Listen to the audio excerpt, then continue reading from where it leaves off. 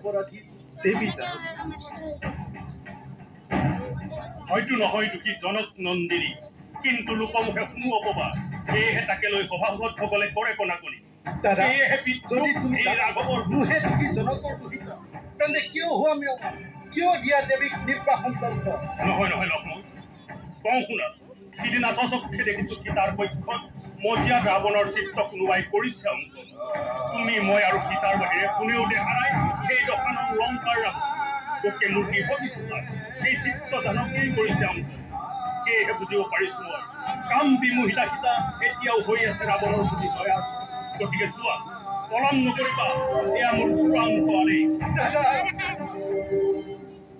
দাদা, হে ৰঘুপতি, হে ভগৱান, মাতৃসম ভাতৃবধূ দেৱী জানকী কোনো সতে এৰি আহোঁ বনৰী মাজে। মিথ্যা বাক্য উচ্চাৰণ কৰি কপট চলনাৰে কিদৰে প্ৰবঞ্চনা কৰিম দেৱী? কিন্তু মই যে প্ৰভু শ্ৰীৰামৰ আদেশত সীতাদেৱীৰ তপোবন যাত্ৰা সকলো আয়োজন কৰা হৈছে। তোমাৰ আদেশ পালে ৰথ লৈ সাজু হ'ব পাৰোঁ। ময়ো প্ৰস্তুত।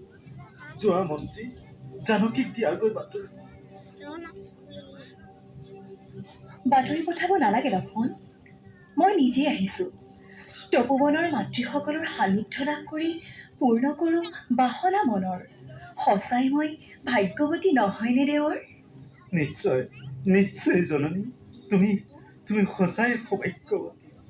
এতিয়া ব'লা, মোক আশ্ৰমত থৈ আহিবা।